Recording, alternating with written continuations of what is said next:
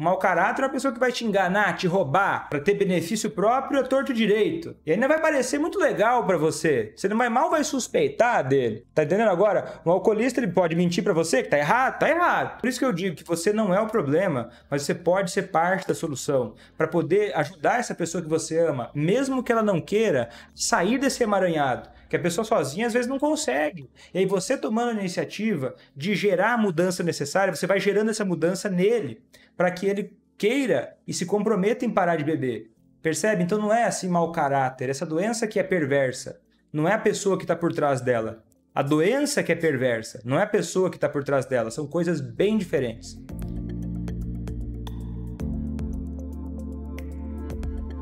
Seja muito bem-vindo, seja muito bem-vinda a mais um vídeo aqui no meu canal, em que eu falo sobre estratégias para você fazer quem você ama parar de beber sem deixar de cuidar de si.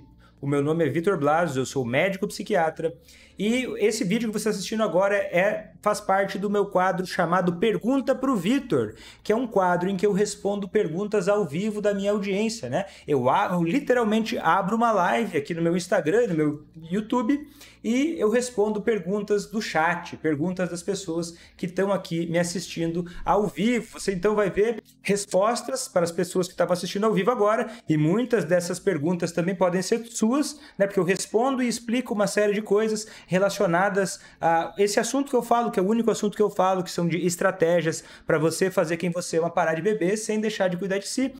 A pessoa começou a beber, justificando que a vida está ruim, profissionalmente e socialmente. E mesmo após melhorar, mente que não recebeu dinheiro para sair com os amigos. Alcoolista ou mau caráter? Alcoolista. Alcoolista. Pensa comigo aqui. Essa é polêmica, né? Como é que você fala? Ele mente, Vitor. Ele tá mentindo, ele ganha dinheiro. Olha só, ele tava com uma desculpa esfarrapada, dizendo que ele começou a beber porque tava ruim, e agora ele tá mentindo, ele é um mau caráter. Esse pode ser o seu julgamento, não é o meu. E eu vou te explicar por quê. Eu vou te dar o meu raciocínio. É o seguinte, imagina você passou por uma fase difícil na sua vida. Aí você foi lá, alguma coisa aconteceu na sua vida, por acaso você buscou refúgio no álcool. Foi um erro, ok, mas você buscou esse refúgio. Foi um erro, mas você buscou esse refúgio. E aí, por alguma razão, você acabou, né, repetindo esse comportamento, foi bebendo. E aí o que acontece? Aquela situação ruim que você buscou refúgio de uma forma errada no álcool, começou a ser difícil largar. E aí você talvez a vida inteira teve preconceito com pessoas que tinham alcoolismo. Talvez você pensava, pessoas são alcoólatras, eu não vou perder o controle, eu não vou perder o domínio de mim, você tá louco? Eu não. Pode acontecer com o vizinho, mas comigo não.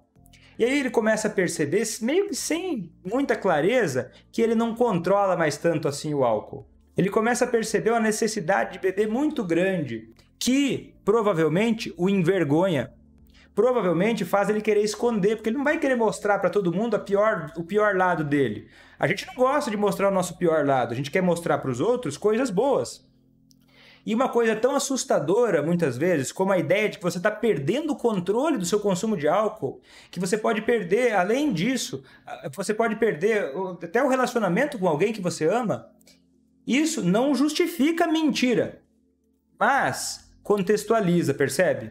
Contextualiza. Você começa a perceber que essa mentira não é só uma mentira, mentiu porque simplesmente é um mau caráter e não se importa com ninguém. Não, mentiu, mas tem um contexto todo desagradável, tem todo um emaranhado de dificuldades ligadas a uma doença que é difícil da pessoa perceber em si própria, pelo próprio mecanismo do álcool no cérebro. E mais ainda, declarar isso abertamente, isso é muito desafiador. Então é comum que a pessoa esconda tanto de si mesma quanto dos outros. Então não é mau caráter, não. Isso não é um sinal de mau caráter. Porque pensa só, um mau caráter... Sabe quem que é mau caráter? Geralmente mau caráter é uma pessoa que você nem acha que é mau caráter. É a pessoa que muitas vezes você vota. A pessoa parece tão bacana que ela te enrola para ganhar benefícios só dela. Agora, ele se atrapalhar todo e gastar dinheiro para... mas ele está saindo com festa, com os amigos. Mas isso é a maior falsidade que tem. Tá entendendo? Isso não é alegria, isso é doença. Isso é vida? Vou começar a esconder dos outros? Isso é uma vida boa? Uma vida boa. Você acha que é uma vida boa? Parece pra você? Vou mentir pros outros? Parece que uma pessoa que tá bem faria isso? Eu não acredito. Então percebe a diferença? O mau caráter é uma pessoa que vai te enganar, te roubar, para ter benefício próprio a torto direito. E ainda vai parecer muito legal para você. Você não vai mal vai suspeitar dele. Tá entendendo agora? Um alcoolista ele pode mentir para você que tá errado, tá errado. Mas percebe o emaranhado de coisas que tem por trás? Por isso que eu digo que você não é o problema, mas você pode ser parte da solução para poder ajudar essa pessoa que você ama, mesmo que ela não queira, sair desse emaranhado, que a pessoa sozinha às vezes não consegue. E aí você tomando a iniciativa de gerar a mudança necessária, você vai gerando essa mudança nele, para que ele queira e se comprometa em parar de beber. É muito assustador perceber que está virando alcoolista, muito assustador. Tá? Tem até livros dos Estados Unidos, tem Wasted, o nome do livro é Wasted. É uma terapeuta norte-americana que tinha um alcoolismo de alto funcionamento. Se eu não me engano, era uma psicóloga, e ela conta detalhes do quantos anos ela passou tentando esconder o alcoolismo de si própria. E porque era muito doloroso perceber isso em si. É muito doloroso qualquer doença. Agora você percebeu uma doença que, poxa, que está começando você está começando a perder o controle das suas atitudes, do seu comportamento, está perdendo coisas. Ainda mais uma coisa que te dá a ilusão de que é prazerosa. Percebe? Então não é assim mau caráter. Essa doença que é perversa. Não é a pessoa que está por trás dela. A doença que é perversa. Não é a pessoa que está por trás dela. São coisas bem diferentes. Elaine, vejo o vídeo agora de agora a pouco. E entendi que tem que respeitar o alcoólatra. Antes eu pensava, como assim respeitar ele querer beber, né? Mas eu entendi que ele é adulto e tem que ser responsável pela vida dele. Só que é o seguinte, cuidado, Elaine. Respeitar o outro beber significa você não passar da linha do respeito com a dignidade do outro. Tipo assim, você achar que vai fazer o outro parar de beber tentando amarrar ele, tentando palestrar para ele, tentando dar lição de moral para ele, tentando ameaçar ele, que isso não são formas que ajudam. Isso é desrespeito com a dignidade dele. Só que tem um outro desrespeito oculto, que é qual? Se omitir. Não sei se você já ouviu aquela frase, que o que me preocupa não é o grito dos maus, mas o silêncio dos bons. Isso com o alcoolismo é muito importante, porque você que está começando a se dar conta que, beleza, não posso controlar o outro, eu tenho que agir de uma forma diferente, tenho que respeitar o outro.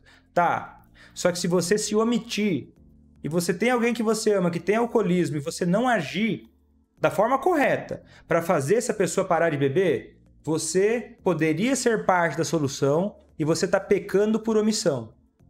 Você poderia, não é a sua obrigação, não tem obrigação nenhuma, mas você poderia agir e não está agindo. E é por isso que eu acredito nessa frase, assim, o que me preocupa não é nem o grito dos maus, mas é o silêncio dos bons. A gente, quando tem a oportunidade de fazer algo que pode mudar a nossa história, pode mudar a história de alguém que a gente diz que ama, né? Que aqui eu falo para você que sofre por conta do alcoolismo de alguém que você ama. Você vai deixar a pessoa que você ama morrendo por conta do álcool e não tomar a sua iniciativa possível para você ser parte da solução, é se omitir. E isso pode custar muito caro. E às vezes a gente olha para trás e pensa, poxa, o que poderia ter acontecido se eu tivesse decidido fazer a minha parte da melhor forma? Então você que ama alguém que bebe demais, você pode ser parte da solução. Não se omita, tá? Porque se você ama essa pessoa e essa pessoa por trás da doença, não muitas vezes como ele é quando ele está embriagado ou doente, mas por trás da doença, essa pessoa te interessa, te importa, é uma pessoa importante para você, você pode e deve, né? Se você quiser agir da forma certa para fazer essa pessoa parar de beber. Não precisa deixar ela ao próprio destino esperando um milagre ou uma tragédia. Ela não precisa disso, nem de um milagre, nem de uma tragédia para parar de beber. Você pode acelerar esse percurso para fazer quem você ama parar de beber e sem deixar de cuidar de si. Ele inverte toda a situação. Para de falar comigo por dias sem motivo aparente. Antes retribuí o desprezo. Agora faço com que perceba que não tem controle sobre os meus sentimentos com o seu comportamento. Boa, boa. É verdade. Então, beleza, boa, tá. profundo, mas eu acho que eu entendi. Mas não sei se quem tá chegando vai entender. Mas é verdade. Não é legal você entrar num toma lá, dá cá na relação. Mas é importante que você não dê ao outro, né? Tem gente que fala o seguinte, Vitor, eu sofro muito por conta do alcoolismo de alguém que eu amo. E eu penso, faz sentido, né? Você ama alguém que está doente, você ama alguém que está se comportando de uma forma autodestrutiva, você ama alguém que está com um problema sério, né?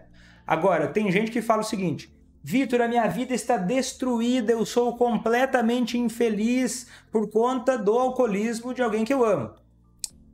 Aí não concordo. Aí eu não acho justo. Aí você está entrando num lugar muito ruim. Se você começa a terceirizar, se você começa a tirar de si a responsabilidade por você, você passa a entrar num buraco que é difícil você sair. Se você mesmo se enfia num buraco, que daí é difícil você sair. Que é você se vitimizar. Né? Duro, é duro. Mas e aí, você vai fazer o que com isso?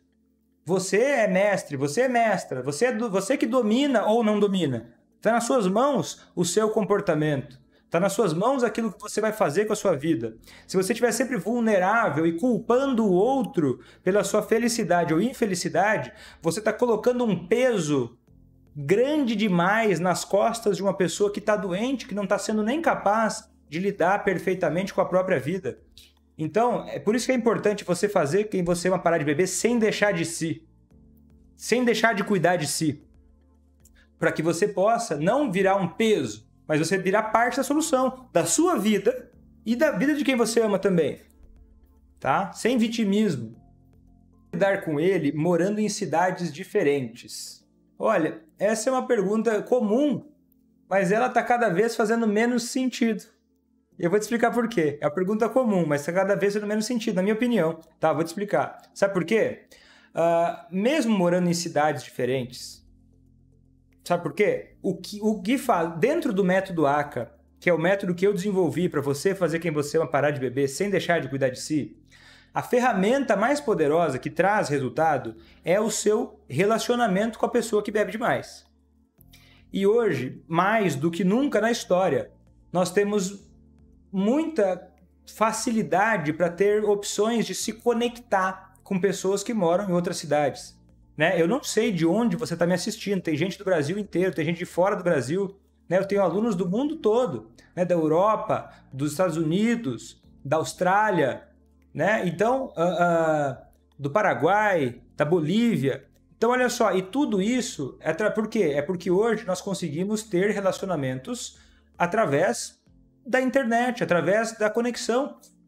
Então, você pode influenciar quem você ama através do seu comportamento, através do relacionamento que você tem com essa pessoa.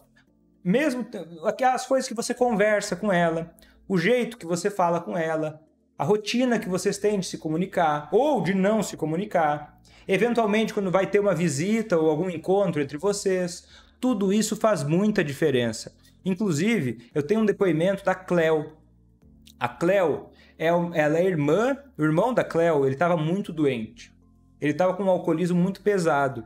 Ele chegou até, ela me contou, que ele chegou a perder coisas básicas da aparência dele. Tá? Que não vale a pena expor o que é, mas coisas básicas da aparência dele já estava muito mal. E ela morando na Bahia, e ele morando em São Paulo. E aí o que acontece? E ele bebendo todos os dias pesado. E ela ficava muito triste de ver o irmão nessa situação, que é um irmão que ela sempre admirou muito, um cara inteligente, e ela via ele naquela situação, ela sofria muito. E ela me contou que ela tentou conversar com a esposa dele para tentar ajudar ele. E a esposa não estava aberta a isso. A esposa estava muito magoada, muito irritada, não conseguia enxergar as coisas, estava muito revoltada, ficava brava, brigava com ele mais ainda. E aí o que acontece? Ela então começou a tomar iniciativa, né? Através do contato que ela tinha com ele pelo telefone mesmo. Conversava com ele. Não sermão, lição de moral, não era isso. Foi aplicando as coisas, foi aplicando o método ACA, mesmo à distância. E ela me contou que mesmo assim ele parou de beber. Até deu um depoimento em vídeo, né? Eu fiz uma entrevista com ela e que ela me contou que já estava fazendo 1 ano que ele estava sem beber. Né? Ela estava muito emocionada contando isso. Então, é possível sim, e você precisa só aprender a lógica, né? Você precisa aprender o método para colocar em prática, e você consegue fazer isso morando em cidades diferentes, assim como a Cleo tem várias outras pessoas que fizeram. O alcoolista, quando nega que bebeu, ele também acredita nisso ou ele sabe que bebeu? Meu esposo nega tanto que parece que ele acredita. Então, ele nega que, quando o alcoolista nega que bebeu, ele acredita nisso ou não? Olha, ele sabe que ele está mentindo. O alcoolista que nega que bebeu, né? E é comum, não é normal, é comum que ele negue que bebeu, só que ele sabe que ele está mentindo. Só que, de novo, essa mentira ela tem todo um emaranhado de coisas acontecendo, né? Não é simplesmente uma mentira. Ele diz que não bebeu porque ele está tendo tem uma série de coisas possíveis. Ou ele está querendo esconder dele mesmo, ou ele está querendo esconder para que você não tenha uma reação negativa, ou ele está querendo calcular até que ponto o álcool realmente atrapalha.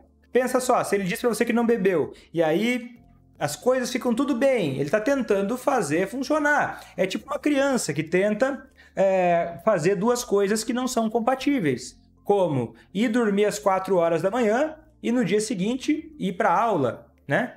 Quer ter duas coisas ao mesmo tempo, duas coisas incompatíveis. Tá tentando. Quando ele fala para você, nega que não bebeu, né? Tá tentando muitas vezes, né? Essa é uma possibilidade dele tá tentando encaixar o álcool na vida com menos prejuízo possível.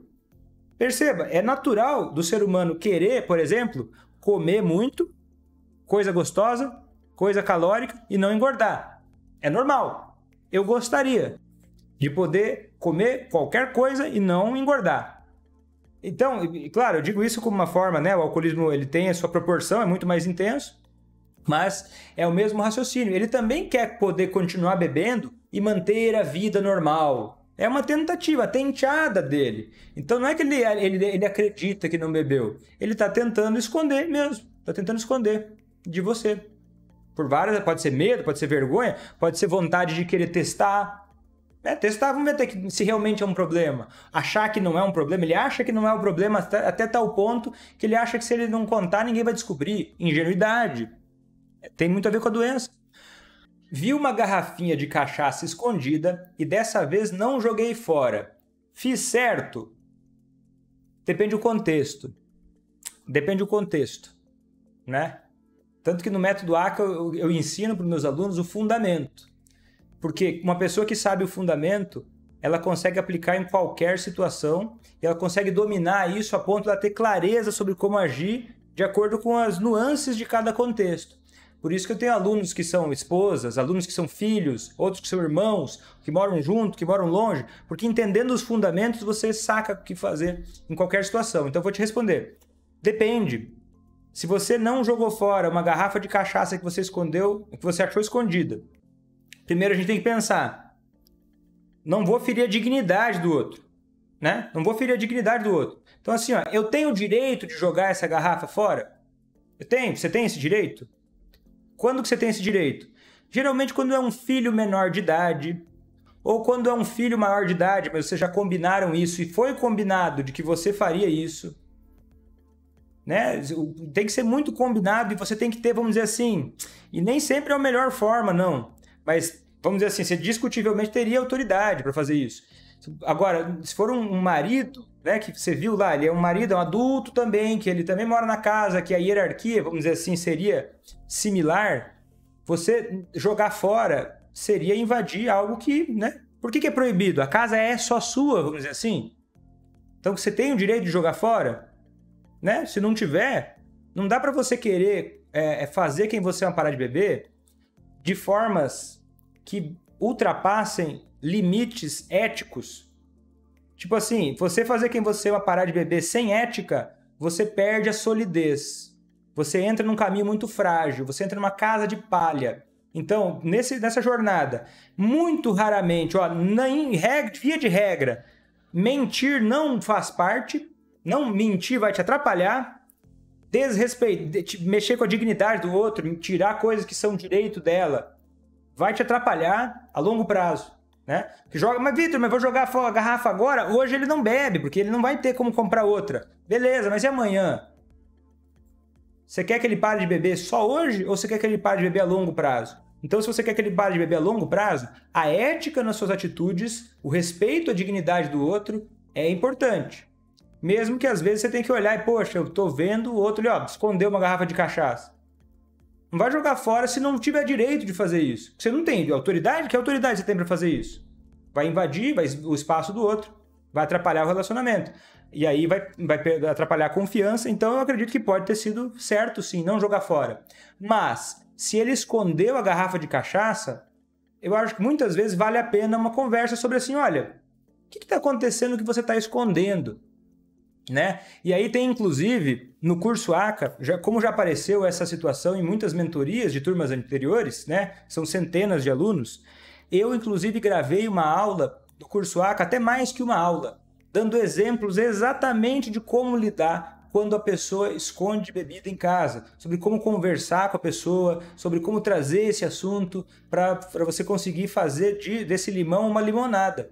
Tá? Então, se você está no curso ACA, acessa essas aulas aí que você vai ver como lidar com a pessoa que esconde bebida. Minha sogra e meu sogro têm um bar e bebem todos os dias. Eles moram perto, né? E não pagam aluguel. Meu marido segue isso como exemplo.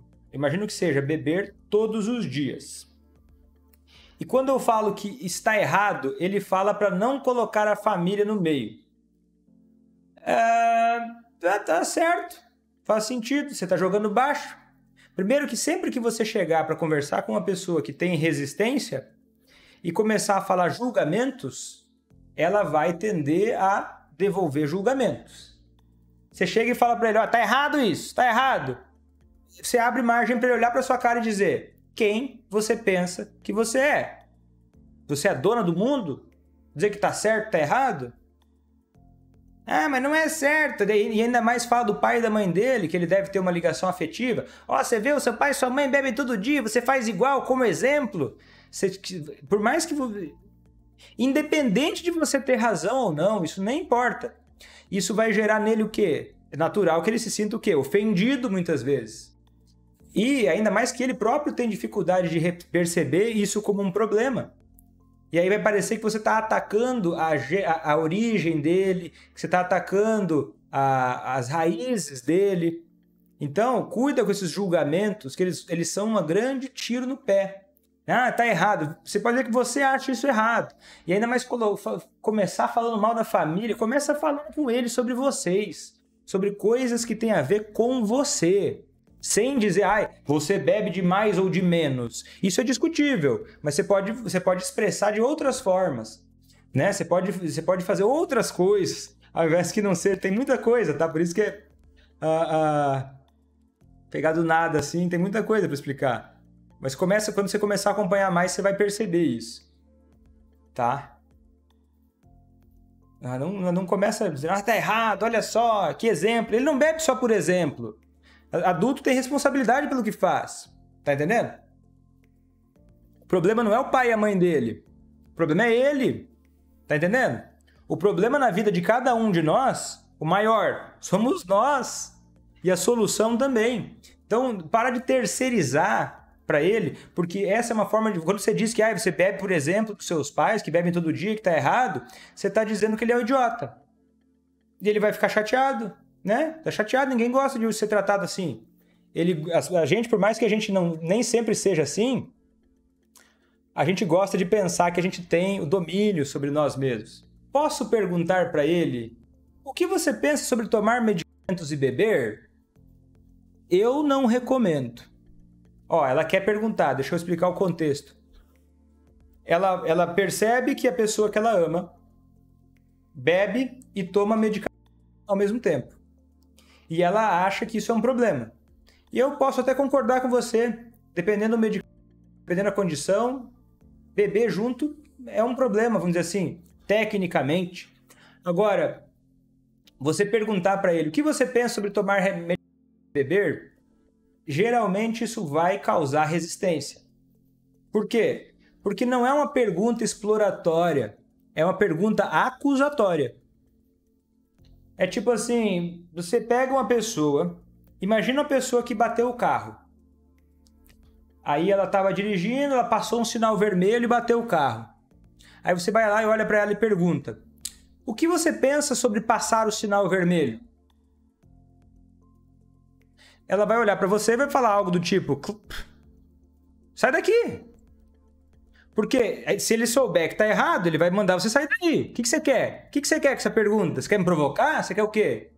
Ou ela vai buscar uma desculpa, que é o quê? Ah, não, eu acho que não tem problema. Ah, não, mas é só um pouquinho. Porque essa pergunta não tem para onde sair. Ela não é uma pergunta que abre o raciocínio, é uma pergunta que fecha. O que você pensa sobre tomar medicamentos e beber? Acho ruim. Acho bem ruim. Então, o que você poderia falar de alternativa? Muita coisa, tá? E dependeria do contexto, você precisaria entender o método ACA como um todo, mas vou te dar uma ideia para você começar a perceber, que é o seguinte: para você querer perguntar isso para ele, você certamente está preocupada. Então, você pode falar para ele algo como, tá? Sente o contexto. Algo como: olha, eu tenho medo quando você mistura medicamentos e bebe. Eu tenho medo do que pode acontecer. Você tem medo também ou não? Você acha que pode dar um problema? Isso te preocupa ou não? Abre um pouco mais de espaço para conversar sobre isso. E mesmo assim não é uma das melhores perguntas, viu? Não é das melhores perguntas. Mas se fosse fazer uma pergunta que fosse mais para esse lado. Tem formas muito melhores de chegar no objetivo de ele tomar mais consciência da necessidade de mudança. Tá bom? Porque não tem como explicar tudo agora, né? A gente quer assistir: Vitor, então como é que é o segredo da mina? Sabe qual é o segredo? A gente fala: Vitor, então me fala o segredo, Vitor. Fala o segredo. Parece que fica guardando o segredo. Não é que o segredo... Muitas vezes, quando você não sabe sobre o assunto, você passa pelo segredo, ouve o segredo várias vezes e você não entende o segredo justamente porque você não sabe o que você tem que saber. Você precisa saber um monte de coisa. O segredo é qual? É você aprender os fundamentos. O segredo é você entender o método como um todo. Esse é o segredo. O atalho, essa ideia de atalho, deixa eu pegar uma única dica. Vitor, qual que é a dica? Me dá uma dica aqui, ó, uma dica maravilhosa. E eu muitas vezes já dei dicas maravilhosas, inclusive que já fizeram diferença pra caramba. Está filmado em várias mentorias dos alunos do curso ACA. Já dei dicas que, assim, ó, uma dica, mudou a história. Só que é o seguinte: primeiro, a pessoa sabia os fundamentos. Era uma aluna minha que sabia os fundamentos. Já vinha numa construção para eu entender melhor o contexto dela. E aí eu ensinei para ela uma coisinha que estava faltando dentro do que ela já estava estudando, que eu já tinha ensinado para ela. E aí fez uma grande diferença. Não é uma dicasinha, que às vezes parece: nossa, a pessoa foi lá e fez uma pequena... Beleza. Fazer quem ama parar de beber é simples, relativamente simples, entendendo o fundamento. Mas não é fácil, tem um processo. E esse processo começa por você mudar coisas em você. Aprender a se comunicar melhor não é simplesmente você repetir certas palavras. É você entender os fundamentos do que tem por trás. Tá? Esse é o segredo. E qualquer pessoa que pense o contrário disso está perdendo tempo. Qualquer pessoa que está procurando fórmula mágica, única e assim, ó, imediata, está perdendo tempo. Porque em vez de estar gastando tempo aprendendo e se dedicando numa coisa que vai dar fundamento para conseguir ter segurança e clareza para lidar, fica procurando uma pequena coisinha. Não tem uma pequena coisinha na vida em geral. Faz sentido?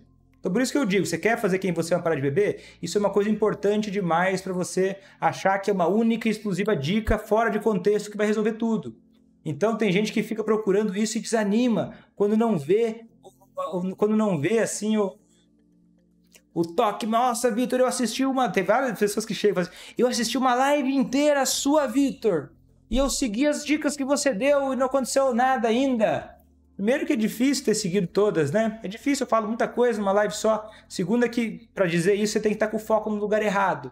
Tem que estar terceirizando responsabilidade. Você tem que estar se vitimizando. Você tem que estar num jeito que não combina com fazer quem ama parar de beber. Né? Não combina com ser parte da solução. O que fazer se meu esposo perdeu a libido por causa do álcool? E como se ele só tem prazer pelo álcool? Boa pergunta, tá? Essa é uma boa pergunta, faz tempo que eu não respondo essa. O que fazer se meu esposo perdeu a libido por causa do álcool? Fazer ele parar de beber. Porque o álcool causa perda de libido, né? A libido vai ficar ruim. O álcool, ele faz uma combinação com os hormônios até do corpo, que fazem os hormônios masculinos diminuírem. Ele diminui os hormônios masculinos no homem, e aí pode diminuir a libido. O álcool também prejudica a circulação do pênis, e aí prejudica também a ereção. E aí o desempenho também piora. O álcool piora o humor. Alguém com humor ruim vai ter menos libido.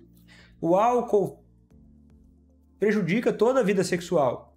E aí, tanto que tem várias alunas que me contaram, né, que depois de muitos anos de alcoolismo do esposo, a vida sexual era horrível, que o marido não tinha libido, e às vezes culpava, né, culpa os outros. A pessoa tá mal, às vezes dá culpa aos outros. Isso é tão desagradável, né? E aí, várias alunas me contaram que quando o esposo parou de beber, mudou completamente, né? Depois de alguns meses, os hormônios tendem a voltar, ele tende a melhorar disso, tende a melhorar mais o humor também, e aí a libido tende a voltar, né? Ele volta a ter mais libido e mais prazer, né? Relações mais satisfatórias. E a outra pergunta no meio disso é o quê? É o que fazer se ele perdeu a libido? É você agindo para ser parte da solução, né? É você fazendo a sua parte para ser parte da solução. Através do quê? Do seu jeito de se comunicar com ele, do seu comportamento quando ele bebe ou quando ele não bebe, né? É você seguir o passo a passo do método ACA, né? E como se ele só tem prazer pelo álcool. Só ter prazer pelo álcool é uma ilusão que, na verdade, é um sintoma do alcoolismo, que conforme você for agindo, você vai perceber que dentro do método ACA, você vai agindo e vai criando comportamentos no outro que vão aumentar o repertório de coisas que ele vai fazer.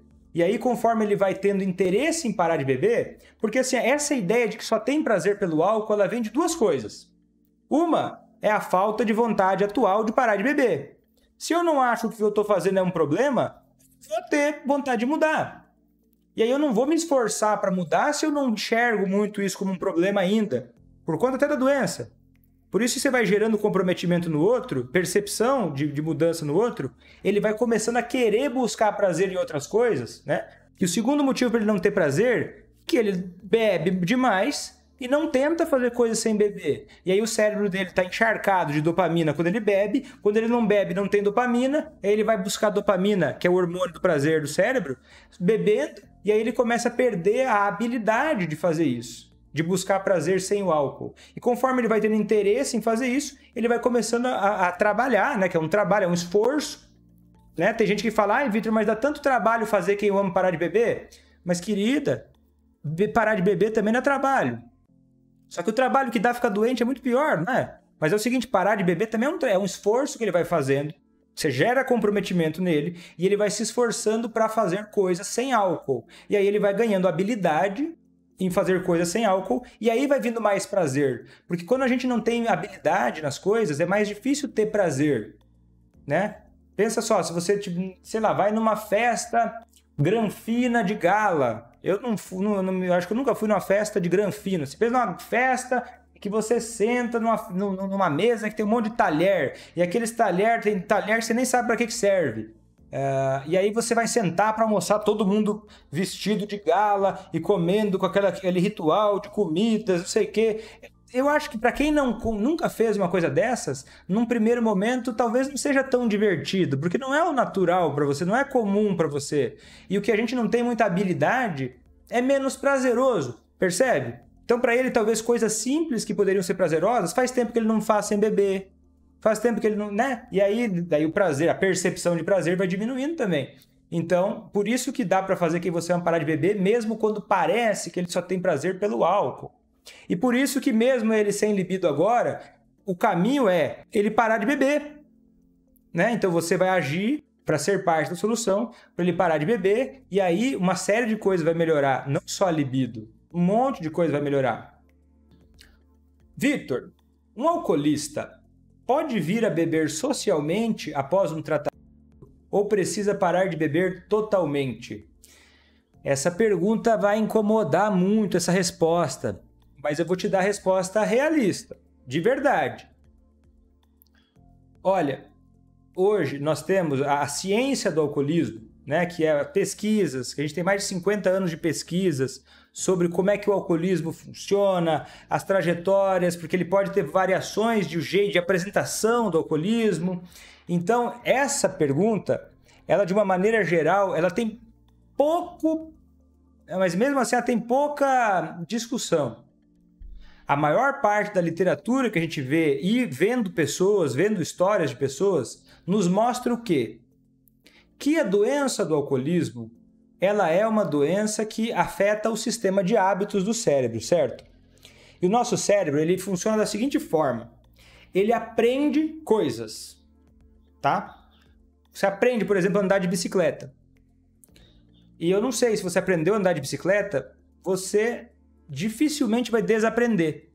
Se você passar 20 anos sem andar de bicicleta, você vai sentar em cima de uma bicicleta e mesmo que num primeiro momento você não ande como antes, você vai começar a andar muito mais rápido, você vai dominar a bicicleta, talvez de imediato até. Porque certas coisas a gente não desaprende, como por exemplo andar de bicicleta. Porque o seu cérebro criou um caminho de aprendizado, ele conhece o caminho, ele aprendeu aquilo, teve uma mudança cerebral. A gente aprende alguma coisa, o nosso cérebro muda. E aí você não desaprende as coisas. Não tem como desaprender. Deixa eu desaprender a andar de bicicleta. A única forma de fazer isso é com uma lesão cerebral. Perder um pedaço do cérebro. Isso, obviamente, é horroroso, não vale a pena de jeito nenhum. Né? Uma pessoa que teve uma lesão cerebral, uma pessoa que teve um derrame cerebral, né? Um acidente vascular cerebral, ela pode desaprender coisas, tipo, desaprendeu a escrever, desaprendeu a falar, né? Pode acontecer com lesões cerebrais. Agora, esse comportamento de beber, que a doença do alcoolismo é uma doença do hábito, do comportamento aprendido. Quer dizer o quê? Ela se estabelece de uma forma que parece um comportamento como andar de bicicleta. Então quer dizer o quê? Se a pessoa parou de beber, ela não esquece o caminho para voltar ao circuito cerebral da compulsão, que é o maior problema. Qual que é o circuito da compulsão? Nós temos no nosso cérebro o sistema de recompensa cerebral, que é uma parte um pouco mais para baixo, e para o alcoolista, acontece quando ele bebe, às vezes acontece de o álcool ativar o sistema de recompensa cerebral, que dá prazer, e ele ir um pouquinho mais para trás, que é numa área chamada estriado dorsal, que é uma área que leva ele a executar comportamentos com menos interferência do raciocínio. Tá entendendo? Então acontece o quê? Se o alcoolista tentar beber moderadamente, mesmo depois de muitos anos ou qualquer tratamento, ele até pode conseguir fazer isso durante um tempo, mas é questão de tempo até ele voltar ao padrão de antes. Ele vai ser muito mais... Porque uma pessoa raramente vai virar alcoolista na primeira vez que bebe. A maior parte das pessoas vira alcoolista, vamos dizer assim, né? Desenvolve a doença do alcoolismo bebendo ao longo do tempo. O que a ciência fala é que para homens, ele tende a acontecer da seguinte forma. Bebe pesado por um tempo, sem tantos problemas, mas daí depois de um período, nossa, começou a dar muito problema. Mulheres é um pouco diferente. Claro que tem variações, isso é a média, tá? Mulheres tendem a o quê? Ir piorando progressivamente, ao longo de anos, né? Anos, às vezes 1 ano, às vezes 10 anos, às vezes 20 anos bebendo, e aí vai desenvolver o alcoolismo de uma forma mais franca. Agora, se a pessoa desenvolveu o alcoolismo, teve problemas importantes por conta do álcool, e aí ela parou de beber.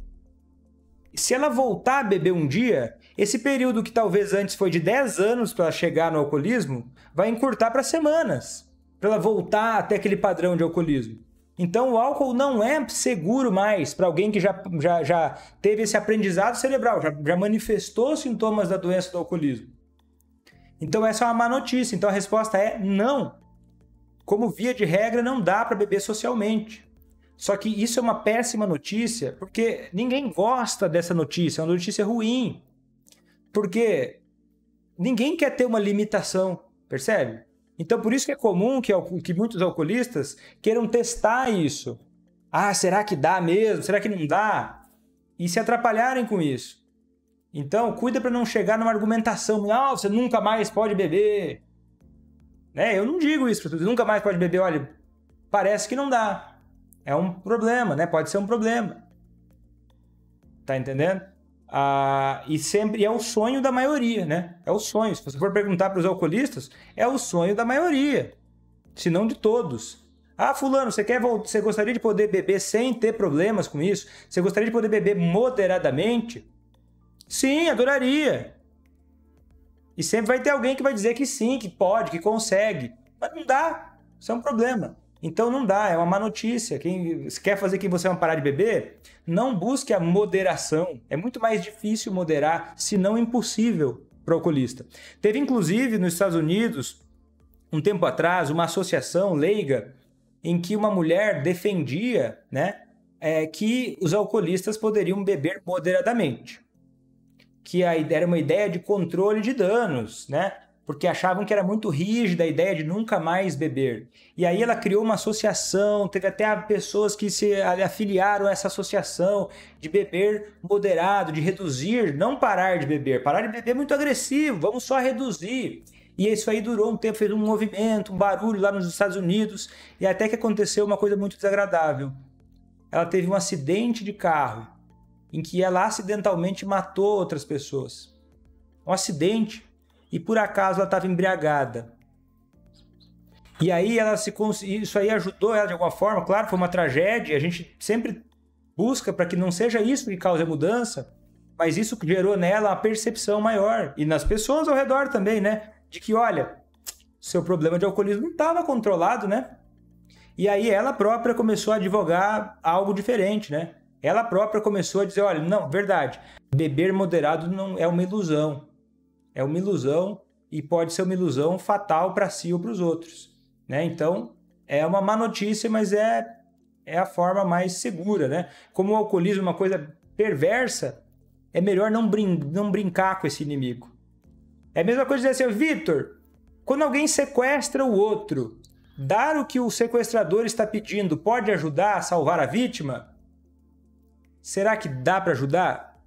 Não é a minha área, mas dizem que não dá para ajudar, né? Dizem que você não pode negociar muito com o sequestrador, porque o sequestrador vai pedir mais e mais e não vai salvar a vítima. Então o alcoolismo ele é tão perverso quanto um sequestrador. Você não negocia com um terrorista, você não negocia com um sequestrador, porque é um inimigo que joga abaixo. E beber moderado é tentar negociar com um inimigo que é perverso. Tá? Então, eu não acredito que pode voltar a beber moderado socialmente. Até porque é muito discutível esse negócio de beber moderado ou socialmente, né? É discutível isso. A maioria das pessoas que fala isso não é verdade. Não é socialmente, não é nem moderado. Mas olha só, cuidado com uma coisa. Não é porque você tem o conhecimento, né? Que eu acabei de te explicar, motivos, né? Várias explicações de, não dá para beber moderado, isso não vai dar certo. Que você deve agora virar uma militante da sobriedade o tempo todo. Sabe por quê? Tem gente que fala, o meu esposo fala que ele vai parar, mas que ele vai começar a beber socialmente, não como agora. Não é um momento que você precisa falar, mas isso aí vai dar errado, isso aí não vai dar certo. Pensa nisso como assim, o seu filho está aprendendo a engatinhar. Um bebê está aprendendo a engatinhar. Você xinga ele porque ele não está correndo ainda? Não. Você não xinga ele porque ele ainda não está na melhor performance dele. Mas você vai devagar. Agora, você fica o resto da vida feliz que ele está só engatinhando? Também não. Tá entendendo? Você vai acompanhando e estimulando o progresso. Tá? Mas não coloca os pés pelas mãos. Não é porque, agora aprendi com o Vitor que não dá para voltar a beber moderado. Vou lá falar para todo mundo. Vai. Teve uma pessoa recentemente que veio me contar, Vitor, adorei seu trabalho, eu queria te dizer que eu te admiro muito, gosto muito do seu conteúdo, porque há mais de 20 anos eu estudo, leio sobre alcoolismo e o conteúdo que você faz eu nunca vi, é muito especial, muito legal. E eu vou te falar, Vitor, uma coisa que eu acho que você vai me entender, Vitor. Eu sou diferente. Eu parei de beber há 20 anos, mas eu sou muito religioso, eu estudo também a religião. E na Bíblia, Vitor, diz que o vinho não faz mal. Então agora eu bebo vinho de vez em quando. E para mim, né, porque da Bíblia está escrito. O que significa isso? Significa que as chances de ter uma recaída em breve são muito grandes. Muito grandes. A questão de tempo. Porque a pessoa já criou na ideia dela uma história para justificar o porquê de voltar a beber qualquer coisa que tenha álcool. E daí, se você tentar argumentar com essa pessoa, não, mas discutir sobre a Bíblia, você vai afugentar a pessoa muito mais. Não é momento para dizer isso, tá entendendo? Mas é importante você perceber que é importante, não dá para beber mais, bem moderado. Então é isso aí, essa foi a pergunta para o Vitor de hoje. Lembrando que se eu não conseguir responder sua pergunta hoje, semana que vem, sexta-feira, às 15 horas, horário de Brasília, eu vou retornar aqui para responder perguntas ao vivo sobre como fazer quem você ama parar de beber sem deixar de cuidar de si. Se você gostou desse conteúdo, compartilha com outras pessoas. Certamente, outras pessoas que você conhece podem estar precisando tanto ou mais saber dessas coisas do que você. E juntos vocês podem se apoiar. E é o seguinte, se você quer fazer suas perguntas, você pode me seguir no Instagram, no YouTube e até na minha página do Facebook para você poder acompanhar quando acontecer o Pergunta para o Vitor e trazer suas perguntas para eu responder aqui ao vivo. Tá bom? Então é isso aí, eu vou ficando por aqui. Até a próxima. Tchau!